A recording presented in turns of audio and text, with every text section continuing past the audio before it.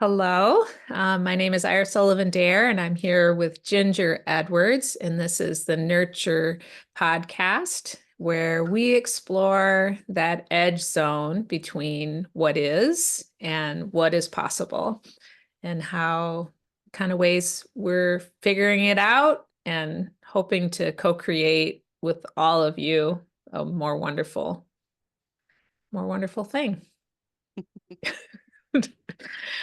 Happy solstice, Iris. I I am so grateful that after all the cold, wet weather we've had, that today was glorious. Yeah, I yes. I'm so grateful. I can't. I'm like, oh, Yeah. thank you. Yeah. For those who don't live here, January is kind of a thing. It's like the It, hybrid of January and June sometimes can happen. But yeah, it's been beautiful the last couple of days, and it's just solstice is lining up with a full moon this year. So we've just got this big kind of radiant, beautiful, light-filled moment. And I thought we should jump on and do a podcast nice. on that, and like what's I don't know, what's illuminated for you right now? That's the question I'll start with. All right. So we went on an early morning walk. We packed breakfast and had breakfast out by the Columbia River this morning. Mm. And this is literally illuminated. And so like the light was just right that you could see into the river from the trestle on the trestle, like the railroad trestle where the path is. Mm. And we were walking along and there was this kind of um this guy, um maybe an unhoused guy, but I'm not sure. But anyway, he was checking out the water and he was like, check it out. And we looked down and there was just like so many fish, like Mm. big fish. We could totally watch them. And we just stood there with this guy we don't know for like a long time. And I was just in the light was just, and they would kind of go down into the seaweed and then come back up.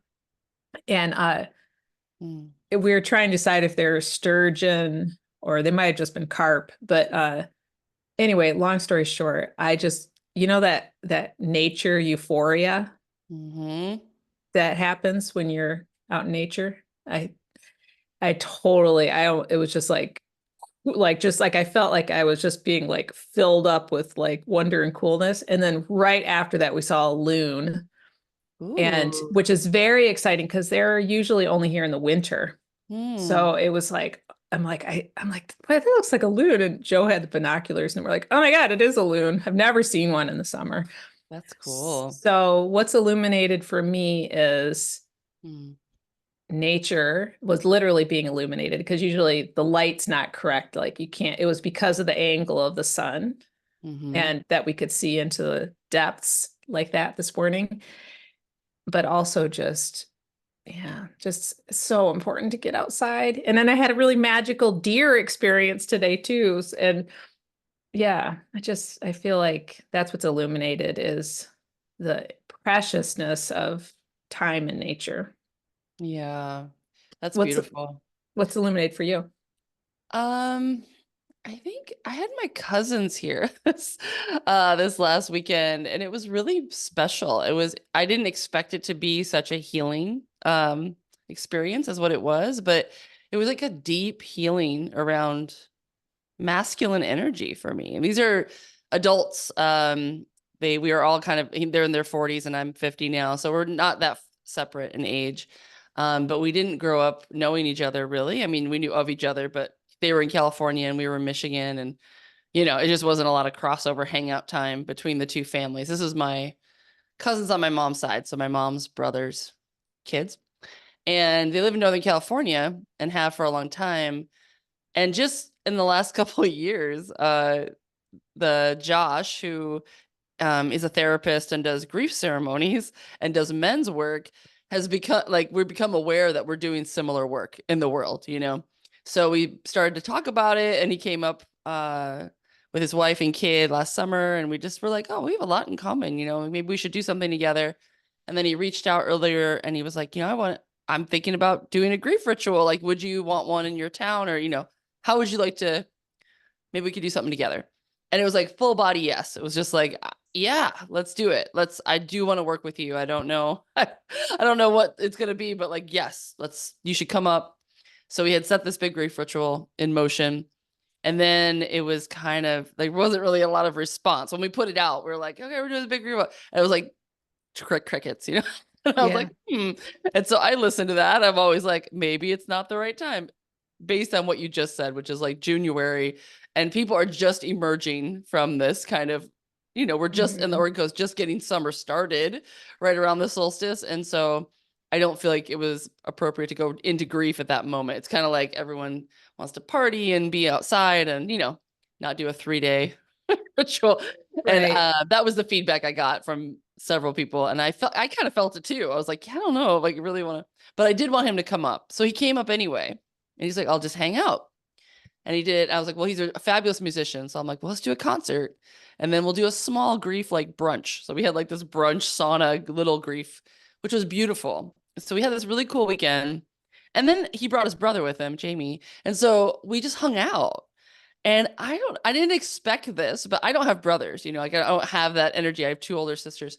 And it was like this, they've done a lot of work on themselves. They've done a lot of men's work. They're very cool men, and they really were here to love me and support me and just connect with me, like that's what they came to do. They just wanted to be cousins. Like, we kind of like, yeah, we want this. Like, we want to have a relationship with you. You're cool, And it was this kind of engagement of people, of these men that were just like, yeah, this is like, we like you just for you, and oh, deeper than friendship too, because we're family, So Yeah. it was a really cool, I don't think I've ever experienced it. It was like a different energy. It was very sincere.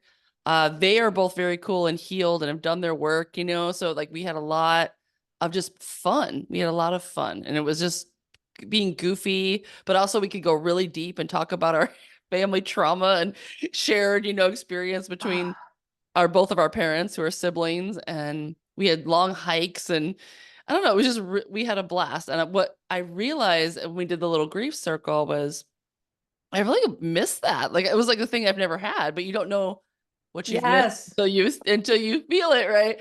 So what became illuminated was this other potential of family that I didn't know existed. Like I didn't know I could be close to these two men because haven't been. I haven't really known them. But now I feel like I gained this like super cool little chunk of family that I didn't know I had. And they're really yeah, sincerely wanting that too. We both like it was a meeting, a full meeting of like what we both wanted. And I feel like we all had the capacity to do it too. Like we were all grounded enough and healed enough to meet each other where we're at and like set intentions for doing more, like together Oh, do more. Yeah, that is so precious. it was precious. And Oh, again, like that's illumination of like, it's so precious when you have that because you've seen the other, like, mhm. what it feels like not to have that. And so when then you find it or you just experience it, you're like, wow, it's rare, I think. And it's kind of like, I don't know. I just feel so gifted right now from that. And I think that just illuminates again for me, our brains can't know anything but what they've known. Do you know what I mean? Like Mhm. so if you think about your future and you think about what you could have or even who you could be or what your purpose is, you're always pulling from a past of what you've done. Your brain Right. doesn't know anything else until it shows up. And then your brain's like, oh, wait, this is different. Like this could happen. And you didn't make it happen. Somebody else showed up and was like, I want to love you. I want to offer you this. And you're like, oh, damn, like this feels completely different. How easy. That's what I expression of like the ease of the whole interaction. I didn't feel like I was hosting them or like doing all this work to have family and, it was just like, wow, this is really fun. I feel super gifted and it was super easy. And so it just lit me up to that potential of, whenever we get in our heads about like, trying to figure something out, a lot of times I think it's just our brain doesn't, it's just coming up with old scenarios and trying to fix them or replay them or rearrange them. When really, I think it's the trusting that if we start to just create space for people in our lives who will meet us authentically where we're at and trust that they're out there and like start to change our energetics away from people who aren't giving us that towards people who might be willing to or out there, then we experience new things and we can't know them until we feel them. Like our brains can't understand them or even imagine them until we feel them. That's a very interesting perspective because I always feel like I feel like I wouldn't have I always think I'm like kind of imagining into existence things, like doing Mm-hmm. art, you're kind of making things into existence. But I think what you're saying that the truth I'm feeling in what you're saying is that like energetically to it's not enough to just say I don't want it like this. Mm-hmm. There's no that's not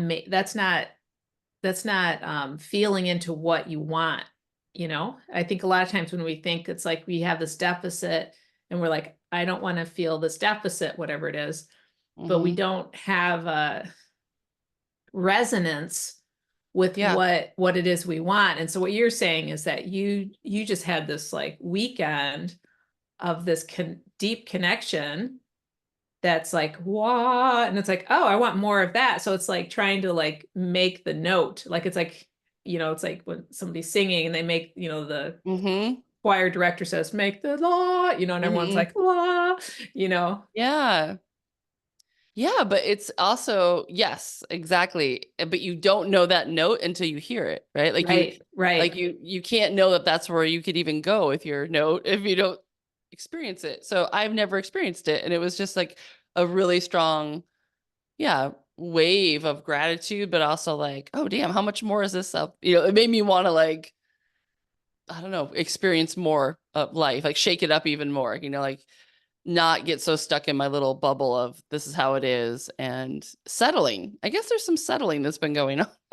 Like, oh, Yeah. this is just and then like settling and not feeling satisfied, but then doing an internal dialogue about like, well, that's probably me. Then I should be more, grateful, or I should, clarify my own wounds or what, you know what I mean? And sometimes I really do think it's always good to do that work, but I do think it's just like you've got to just be aware that you don't know what you don't know. You Right. haven't experienced yet um what's out there. Like you just have to go have more experiences. We can't generate experiences from our old beliefs, right? Well, and even like I'm just saying that there's this total resonance with like us seeing these huge fish Yeah. that are there all the time. Yeah, exactly. And it's just like the conditions are not usually right to see Right. them. Exactly. The angle of light was just so that you perceived It's that, oh, that Columbia's alive in this other way that you don't usually get to see, right? Yeah, and so it's Yeah. like it's gonna change my experience Yeah. whenever I go there now because I'm like, oh, there's like all these fish having their fish life down there, and yeah. I mean, yeah, yours was like this profound. I mean, No, it's similar. It's similar. It's like it's the angle of light. And I think at solstice, it's very direct. It's like this Mhm. very illuminating long day that's shining directly we're tilting, the northern hemisphere is tilting the farthest it can towards the sun. And we just have, I do think it's and then the full moon in there in Capricorn opposing Cancer. So we do have this kind of like emotional childhood and adult Mhm. self being, it's like a paradox. Like we have both these parts of ourselves, like this childhood part that, yeah, in some ways is stuck in the past and can't really, it Yeah. needs a lot of nurturing, but can only imagine what it's experienced Yes. and is scared because it's all it knows. So it's like, well, I'll just do my best with what I've got. Like I know this. And then this Capricorn part, which is the moon, the full moon's in Capricorn, being like the adult self, that's like, we have to go out and do the work. Like we have to go out into the world and, be brave and do our things and learn and have new experiences so we can bring that to our childhood self and be like, hey, this isn't all there is. There's lots of stuff out here. We have to be brave, and have, yeah, some structure and, be strong and have the endurance, I guess, to go out and do things and, get knocked down and get back up and just try stuff because not all of it's going to be good. But And I'm just feeling that stirring of like, I don't want to be in my comfortable bubble. I think I've resonated. I think I said this a little bit last time we talked, but it's still Yeah. there. It's just being stirred a little stronger now that we have all this light and illumination on that axis S- of energetic. So I one of the things that happened to me this week since I saw you is I okay, so I'm in the process of menopause. Mm-hmm. So, I don't know if I'm like fully tipped over yet because you have to like not have you have to not bleed for a year, right? So I'm like, I don't know, 120 days in or something.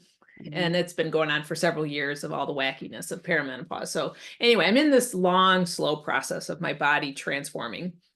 And the thing that I've noticed is I'm dreaming more and more. Mm. And when I was a kid, I had like crazy vivid dreams. And it just kind of stopped like a full it just dried up when I gave birth Mm. to my first son. Hmm. And then I just way less frequent, like just occasionally I would remember my dreams. And I don't know if it's because my sleep was so crappy for all the, like motherhood and then like being a baker. I don't know. But what I've noticed is that in the last couple of like last year, my dreaming knob has gotten turned way the heck up. And so I'm like, score. Like, I don't Yeah. know what that is about, but this week I had a dream. I've had like flying dreams my whole life. And Mm. like when I was a kid, it was like this glorious, like swooping all around the landscape or like being in a big Mm. building.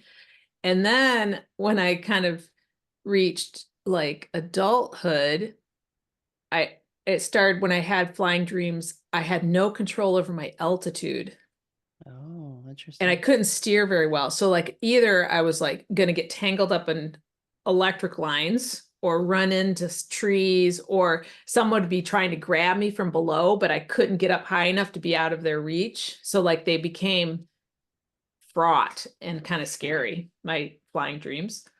And this week I I was like, anyway, kind of like, I don't know. I feel like it's like from cleaning my studio, but I had a flying dream and I was like on my back, like I was floating, and I was just like, woo. And then I kind of turned around to see where I was going. And suddenly there was this building coming, like I was going to be on a collision course with it. And in my dream self, it was like, oh, you can't just go back on your back. It'll be fine.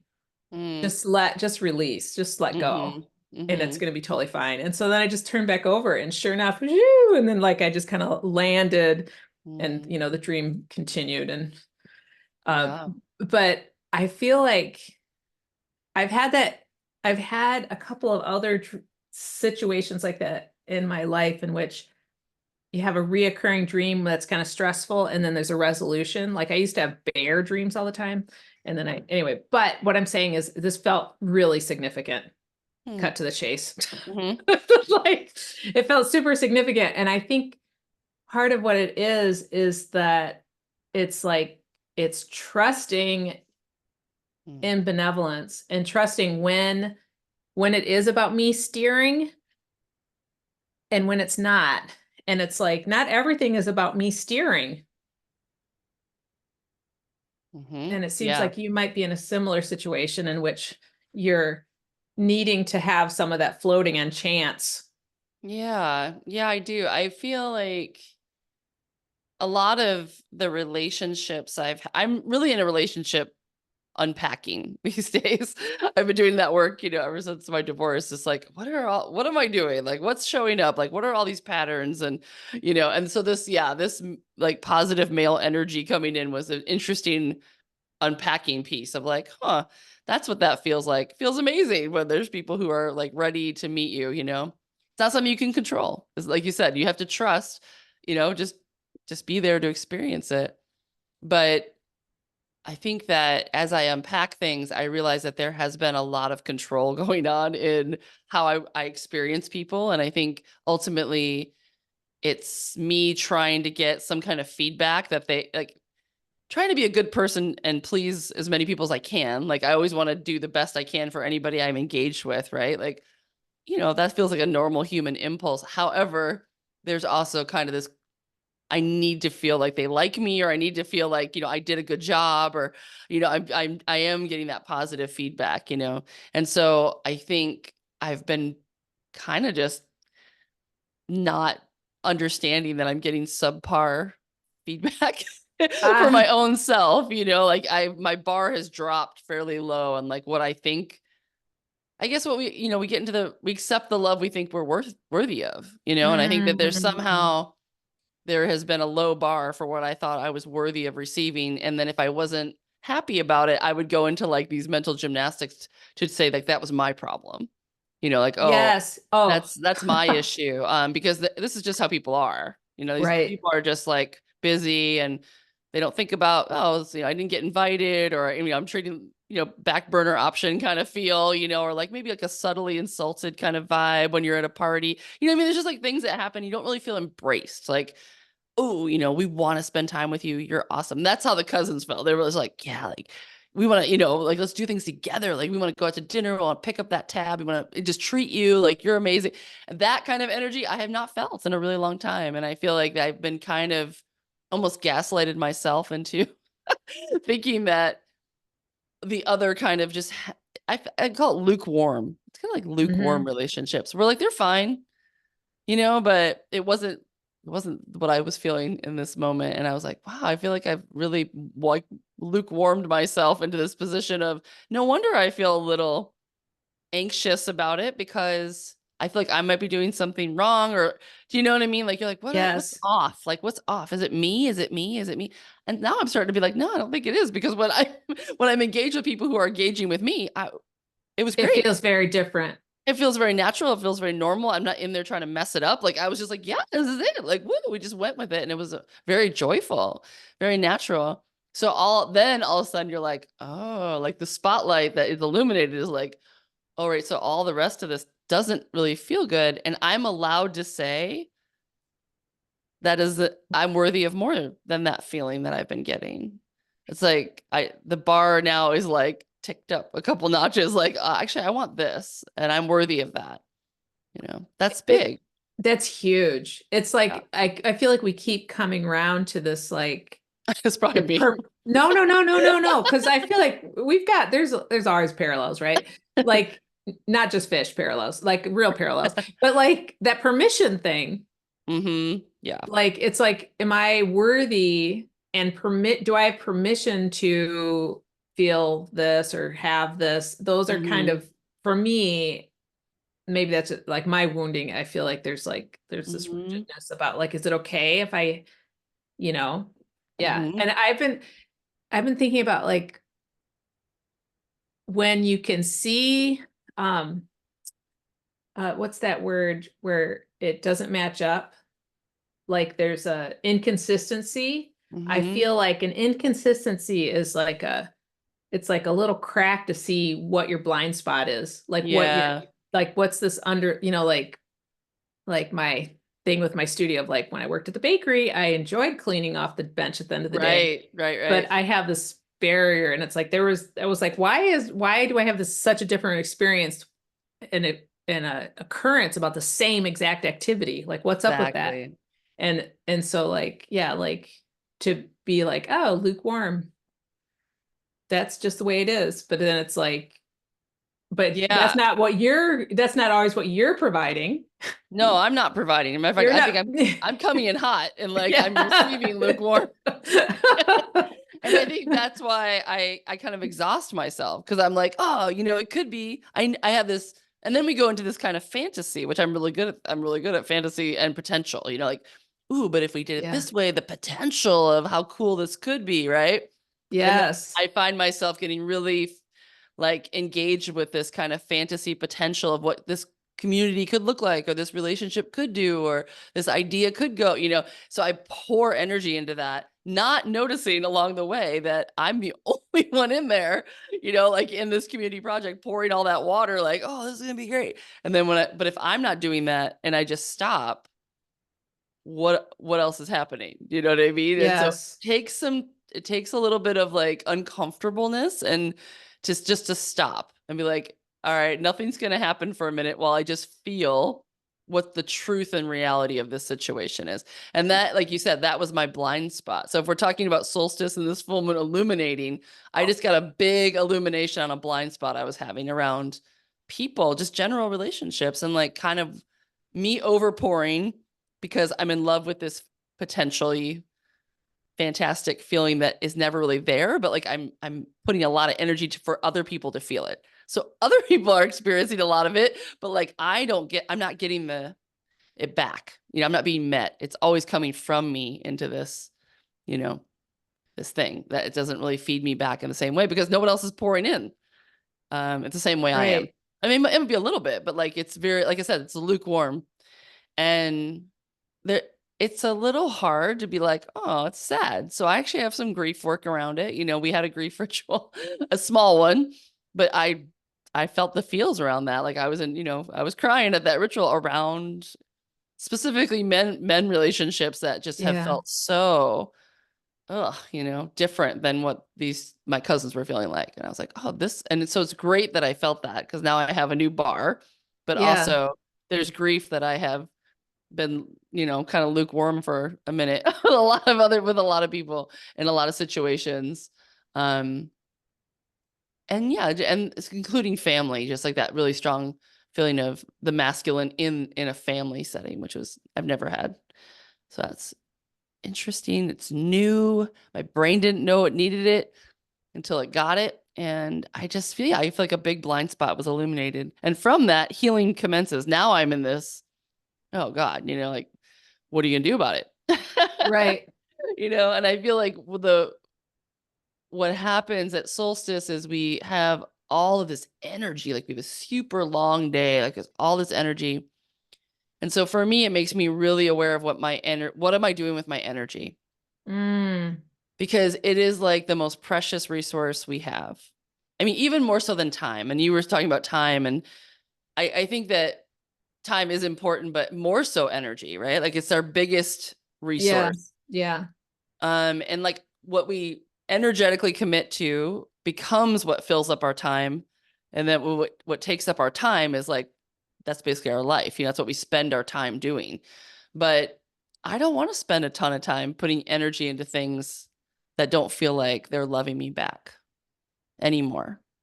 And I think that it's like that's the hell yeah or no sort of like Mm-hmm. discernment, but also like I don't know about you, but I mean I've noticed sometimes that when I am in that state of like being really like power broadcast, Mm-hmm. it is that step forward, step back thing. Like I think that I have reinforced, like lukewarm seems like a great phrase for it. It's like where you're doing this big thing and it's like others aren't stepping up, but they're benefiting it. And they're like, boy, this is great. Yeah. But it's like, but they're like, I don't know. I listened to this podcast and she was talking about the relationships with men and women in our current society, which is so not egalitarian. And all of these young women are saying, yeah, I'm just not going to do relationships with men because, and Right. like some of those statistics were things like men live 7 years longer when they're married women live 7 years shorter. And I was Yeah. like, what? And Yeah. I think it's that, boy, that's great, but I didn't ask for it. But it's like, Mhm. but when you're in a situation and it's an egalitarian relationship, Um, it's there's so much more pie. It's like exactly. Yeah. it's a potluck and everybody's brought a pie. Exactly. Yeah. It's a potluck and you're the only one that brought pie. 100%. I love the pyrus. I love that. Because that's exactly right. And I do think that this Cancer Capricorn polarity is also the male and female polarity too. Mm. So it's appropriate that that's up. Like, how do we receive? How do we give? The energetics of the feminine, the masculine, and the culture, and trying to like, yeah, what is the energetic balance there? And because Because it's not good for men. I mean that right. situation where they're being parasites is Mm-hmm. not good for them. I mean, that's why so many, I mean, like the suicide rates are like ridiculous, you know? It's like it's not Yeah. leading to happiness to No, be no, no. It's to not be a pie baker. no, it actually leads, I think it leads to a lot of shame. Hmm. And then it's, I mean, it was interesting to, especially because my two cousins have done a lot of work. Like they've done a lot of men's work. They've gone through the Mankind Project and been facilitators in that. And, you know, my cousin Josh, like specifically leads, he's a therapist who leads men's work. So again, it wasn't just even my cousins. It was like two men who have really spent time and like trying to heal these lines of, you know, masculinity within themselves. And you could feel it. I mean, you absolutely feel the difference of spending time with men who have I done that want to work. hang out with them. I know they're super cool. And it also highlights like, wow, I've not had like a lot of relationships with men who have done this work because you can tell that they are really, they've done, yeah, like there's no posturing. There's no, you know what I mean? Like they were just fully in there to support me and love me. And there was no egos. There was no need to like, because I also find like if I'm a strong woman who speaks her mind and stuff, there's like this defensiveness that kind of comes up or like an uncomfortableness with some men where it's like, oh, you know, like you're a lot, or, you know, dim that light down, please, because you're taking up a lot of room. And so I kind of reflexively sometimes do that, even though I'm like, you know, I have a lot to say, obviously, but you know, I noticed that. And like, there was none of that with them. Like actually wanted to hear, you know, like they were engaging in this way that felt so healthy. That's the thing is like, you know, we deserve, not only do we deserve relationships equality, but with healed and healthy people who have the capacity to meet us, because that's the difference. It's not that people are bad or, you know, they're trying to be mean. It's that most people don't have the capacity to meet you if you've done your work and they haven't. Like Yeah. there's a It, different level of emotional capacity and maturity and presence and space you can let other people, you know, the give and receive becomes more healed and normalized, you know, and it feels like everybody, like you said, everybody brought a pie. Nobody's there starving. Nobody else feels like they have to be like, oh God, I won't have any. You take all of this because, you know, they're, yeah, when everybody comes with their own healed parts, we could all sit down and enjoy that and then go a little deeper, not have to just play a game. yeah. Mm. Yep. It's uh yeah. Like and I mean I just think about like being in a worker co-op and we kind of got to the place where we felt like it's actually in order for it to work, it kind of needs to be an enlightenment machine.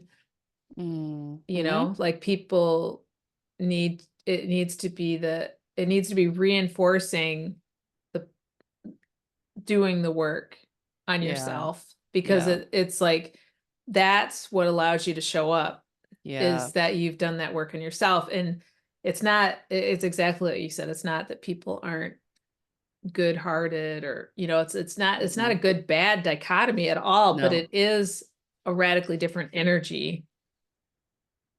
And Yeah. yeah, it's radical. It's radically different. Yeah. Like the part of nurture culture, if we want to take it into that place of talking about how we change culture, how we move the needle. I mean, that's when you're like, you can create structures that, like you said, one person can have this beautiful vision and fall in love with a structure, idea, this great thing. But if the people who show up haven't done their own healing from the other paradigm, it doesn't, you know, that's why things they fall back into these patterns that we don't love over and over because we don't have the capacity to hold a new paradigm if we haven't healed from the old one yet. And there's no other way we can do that other than going inside ourselves and doing that time, you know, spending that time there. Um, Do you, and also I don't think that and that even that is exacerbated by the fact that we don't even know that we don't know. Like we think it's yes. normal. Like we have never seen anything else, which I just got a dose of at 50 years old from like just this weekend. I got a little dose of like, oh, healed male energy. Wow. That's different. Like I don't think I've experienced that, you know, in this way. So yeah, there's 6 billion or 8 billion people on the planet. I mean, there are so many people out there who have the capacity. So to deny yourself to stay where you are in these kind of lukewarm relationships and just thinking that's all there is. And, you know, just go ahead. And I think that's a disservice to yourself Yes. because you deserve all of it. You deserve to be met 100% fully, you know. I Hmm. think that's my new mantra. I Like I deserve that. I really love it. I think and I have this great book. It's called How You Heal. It's by Brianna Wiest. She's one of my favorite authors. She's a coach and she's just amazing. Like but she has this little like in the back of this chapter called Stop Loving People Who Aren't Ready to Love You. I'm like, oh, there it Mhm. is. um I'm just gonna read this little bit. It's not your job to show up for people and give away your life to them little by little, moment by moment, because you pity them, because you feel bad, because you should, because you're obligated, because at the root of it all, you're afraid not to be liked back. It is your job Mhm. to realize that you're the master of your fate and that you are accepting the love you think you're worthy of. Decide you're deserving of real friendship, true commitment, and complete love with people who are healthy and thriving. And then wait in the darkness just for a little bit and watch how quickly everything begins to change. It's like, damn. And that darkness she's talking about is because you're going to have to let go of some things, you know, and Yeah, that's if you don't text the them, they might not text you because you were the one keeping that friendship going. You know, if you don't put it all out there, if you don't bring all the pies, there might not be a potluck, you know, so yeah. you got to be willing to let things get real quiet for a minute. Hmm. And so at this point of solstice where it means sun stops, you know, this like point of rest, I feel like very appropriately aligned with like, yeah, I'm just gonna just kind of pause, you know, the energetic pause, reset to a bar that feels like I would like to be met here now and then stop giving energy to anything else other than that place and see what happens. And I think that that can be yourself too. Like it can be like Yeah. that's what I feel like I'm working on right now is my relationship with myself, Yeah. in that like really I mean that's it. Yeah, it's hard. Yeah, like I think that it's like um I want to show up for myself in a way that I never have before. Yeah, And exactly. so yeah, this is a great this is yeah, yeah, yeah. Yeah, yeah. Yeah, I think it's like a hard thing. It's one of the hardest things to do really is to have these realizations because there's grief in there and there's going to be letting go that comes with it. But this is also this weird point of the year. I mean, it is a paradox. It's like the longest day of the year, full moon, and everything. And yet, from this point on, we are now waning. So the energy will shift from solstice and then we were just in this like seed setting. It's weird to think about, but we've peaked energy, you know, so now everything's going to be decreasing energy from this point forward. So it is a little tinged. The points of solstice are always a little tinged with a little bit of both. Like it's the longest day and it's also where we turn around and we start the other direction. So the releasing, the grief, these awarenesses they bring things, you know, like some things are going to make it this summer, some things aren't, you know, some things are going to Yes. fall, some things are going to set seed, some things will be harvested, some things won't make it. And it's kind of at this point of the big part of the year where those things become clear, like what intentions we set at the beginning of the year. And sure, somebody, you know, you've done it, like either whether you realize it or not, things got, you know, certain seeds got set. We started this podcast on the spring equinox. Yeah. So we have reached a little point of a chunk of the wheel. We're sitting in a different place, which is interesting. And seeds were planted, you know, And and literally, yeah. literally, yes. And this is a point of check-in, like what's coming up? What's working? What's not working? And there's a little grief, like, oh, I have to let that go. That's not working. It becomes a little clearer, like what's going to be actually the harvest. Hmm. Yeah, you might not have it in your hands yet, but now you have a sense of what's coming and what might be harvested in the fall. The path is becoming illuminated. for the year ahead. Nice. Yeah. I sorry, all my dreamy thoughts when I was 18 or younger than that. Anyway, I had this dream where I'm not going to tell you the whole dream, but at the end of it, I had been given this bag to have, like this kind of like a messengery bag. And they're like, head out. And like it was all darkness. But as I stepped forward, every step I could see more and more and more. Like the world was being created as I walked into it. Whoa, that's beautiful. And that feels like when you said the path will be illuminated, it's back to that trust thing. Like Very it's hard. much. And I feel like when the world is really intense, it really knocks my capacity to believe and trust because it's like, it feels unfair because I know that these terrible things are happening. And it's like, how can trust be real when there's pain and suffering in the world? And That's interesting. how can my suffering, when it's small, have any validity, when there's such great suffering in the world? And my thought Yeah. this week was that darkness is just the darkness of us all. It's collective. Just like grief, suffering is collective. So it's like if Yeah, you're feeling suffering, you're connected to all suffering. If you're that's feeling right. happiness, you're connected to all happiness. That's right. And that's how we heal too. When any little bit of transformation and healing that we do is connected to all healing and transformation being done.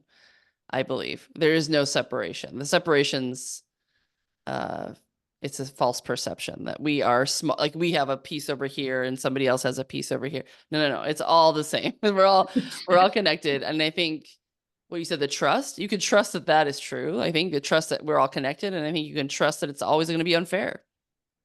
I mean, Yeah. you can trust that. Well, We are, because and we're not given a guarantee of fairness. That's not one of the things that I feel like anybody's ever could say about life. It's probably always going to be extremely unfair.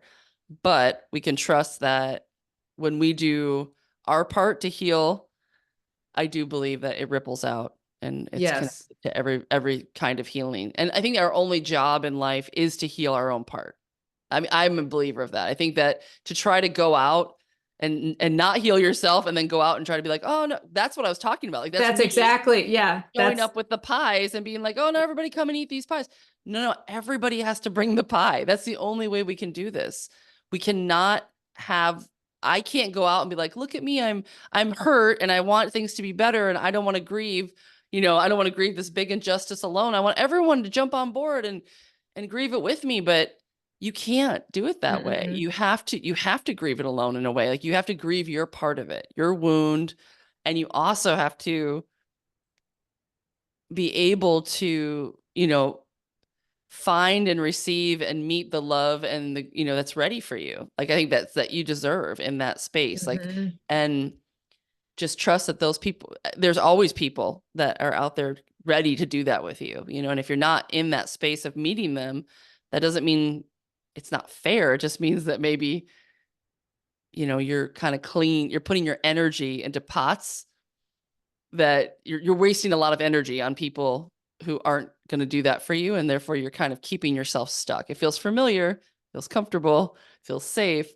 but that is how we kind of trap ourselves, is that we keep just pouring energy into these places that will not ever heal or lift us, instead of, And and the trust would be, it's out there. You just have to go put your energy into to raise your expectation and then be willing to move and go find it.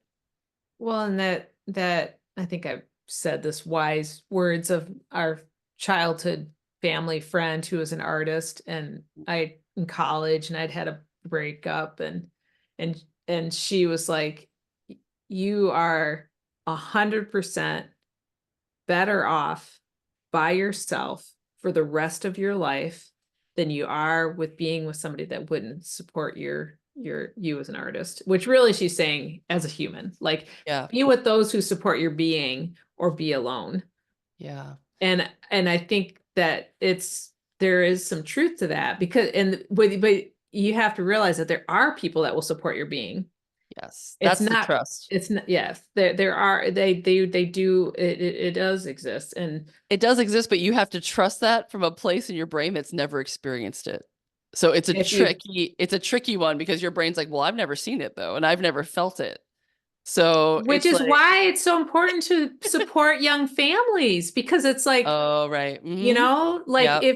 if like there's I think it's in a Alice Walker book, she describes one of the characters. She walked with it, she had the look of someone who had been hugged and kissed enough as a child, something like Mm-hmm. that. Yeah. That's a paraphrase. And it's like you can, it's like people, like, I don't know, it's like you ever hear an interview with Yeah. Pete Seeger? No, no. It's the musician, Yeah. he'd be like 150,000 years old now, but I heard this great interview with him, and he was talking about his parents, and it was like, that's why you have done the work you've done in the world, Mm. because it's like what are they in basketball? I don't play basketball, like the layup or like the setup, somebody does Yes. something so that somebody can just dunk the ball in. Right. Like supported children are ready to, it's like addle man, they're ready to Mm-hmm. like go farther. For And sure. so Yeah. in That's our what I mean, society, like healed and healthy people. And yes, sometimes we don't get that, so we do it in our adulthood. We find that yes, healing, we do yes, that work. But absolutely, like I said, as one, you're accepting the love you think you're worthy of. That's that was my blind spot. I feel like I've been at a certain level of like unaware that I thought I was just being the great, community organizer or whatever. And I am, I was, do that. But there has been like that I think everybody's doing that. And so when we love ourselves and we raise that bar, we lift all boats, and it's good because again, then we become people who are operating at a different level, and then we can be people who love that, at a stronger place too. And so it just, yeah, like everybody doing that work is positive for everybody around. It ripples out all around you. It's light. It's like you're shining a brighter light. And yes, you can, I think the only purpose we're here to do is shine that light. Like that's all you're here to do. You know, I just listened to yes. this Michael Mead. Like he was telling this story about this rabbi who was dying, and he was like, I'm afraid I didn't do as much as Moses, and I'm afraid I didn't do as much as Abraham or whatever. And the actual question that spirit gave when he died was like, did you do you? We don't care how much you did anybody else's. That was not the mission. That was not the quest. How much were you yourself? Hmm. And I felt that. I was like, yeah, that is the question we're going to be asked at the end, because we were given these very unique bodies and situations and circumstances. And like the mystery that we're trying to solve here is ourselves. That's the light we're here to shine, So if that's it, yeah, stop loving people who aren't ready to love your light. What are you doing? Like don't waste that energy, because the beam of light that you are is needed, and it's up to you to like redirect that. It's up for you. Like that's your energetic boundaries that you can set and choose how you would like to radiate. And I think, yeah, to protect the energy that is yours, because it is precious and unique, and there are people who will see it and not need to dim it and not need to deflect it. Which I think the thing we keep talking about, or I'm going to bring it up again, like the somatics, like that feeling Mm-hmm. of it, like Mm-hmm. when your body knows, your body, it's like that game little kids play, you're getting hotter, no, colder, you're getting colder, it's Arctic, Yes. it's Yep. like your body's really good at that. And it's like when you hang out with somebody and afterwards you're like, I feel lighter, I feel like so inspired. Mm-hmm. The gestalt of what can Yes. happen when people that are sparking each other are near each other, it's so magnified what can Yes. happen. It's Yes. so much bigger. It's not, it's like totally non-personal. Right. It's like a prism, it's like held up to the sun. It's like all these rainbows, all this light being, it's yes, we refract off each other. And I absolutely 100% agree with you, what you just said. It's very powerful when we can shine, and then together it's like a bigger beam. It's like lighting the bigger fire, that's, Yeah. and that's, if we're going to make lasting change in the system, that is what we're here to do. But we can't start with not you have to start with you got to start with your own light and understanding that that's the prime mission, and then just find people who radiate, who prism off of you like in the right way, and like you said, it is a somatic experience. So if you feel kind of left out or a little disappointed, or kind of like that subtle snub or whatever from the people you spend a lot of time with or are showing up for over and over again, as they're like, they're using you, but you're not sparking you. You're not getting, that is a great somatic check-in of like, don't tell yourself you're crazy, like, or that you should be, Yeah. or that's a message that you should be even more. Like, it's a check-in that, yeah, you're giving your energy somewhere it's not being bounced back. So just take a minute. And that's the work right there. It's scary and it's hard because you might have to be alone for a minute and end relationships that you've put a lot of energy into. So that's the work. But what else are we here to do? I mean, that's, Love.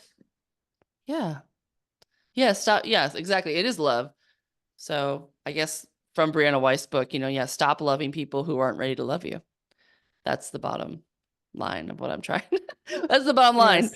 Because I'm telling you right now, when you find some people who are ready to love you, it feels amazing. Eh, Hallelujah. And Hmm. yeah, yeah, yeah. So that is the illumination that's coming through for solstice. I love it. And Iris, I love you so much. You are I somebody who I illuminate with every time we have conversations or with each other. I'm always like, "Ugh," like just so sparked, so shiny, which is why, of course, we're doing this podcast together, because your brain and my brain and soul, yeah, we spark. We definitely spark. So I want to take just a minute to plug my little concert series that we're doing Mm, on my farm before we head out.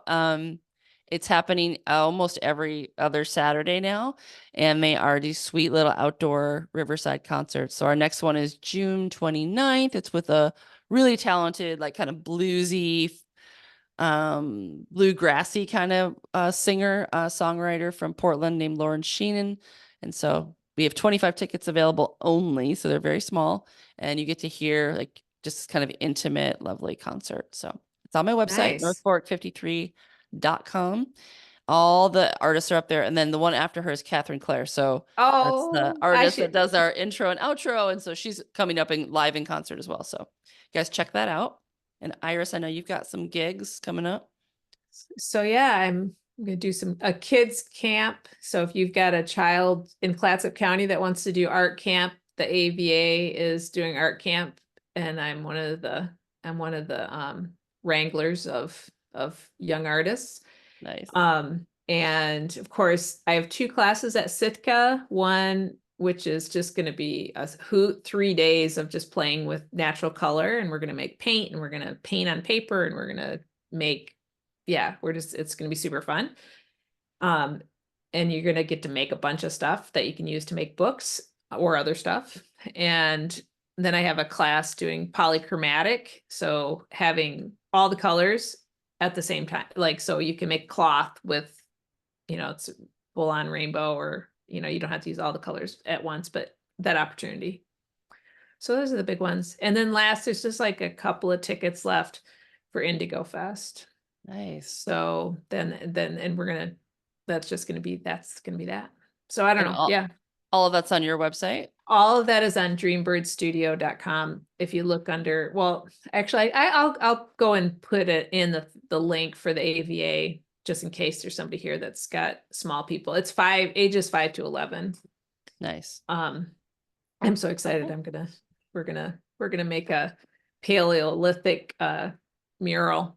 Nice. It's gonna be awesome. Yeah, I love what you said about the color, just that, because I always would remind people that, the sunshine it seems clear, but it's made up of all the colors. Like light is Yes. a spectrum. So as always, we're always kind of like talking about this thing that is multifaceted. And that's what I meant about the prism. Like when we spark with people that we love, like they can, all these colors emerge, like all these different potentials that we didn't see before, like spark out of us, like creatively and beautifully. So I love that you're doing all these rainbow workshops and I know color that it's like workshops all summer long. It just feels so appropriate. the Okay, I love you very much. Happy I love you. solstice, happy full moon. We did it, y'all. We're halfway through. Woohoo! And many, many blessings on your illumination journeys. Bye. Bye-bye.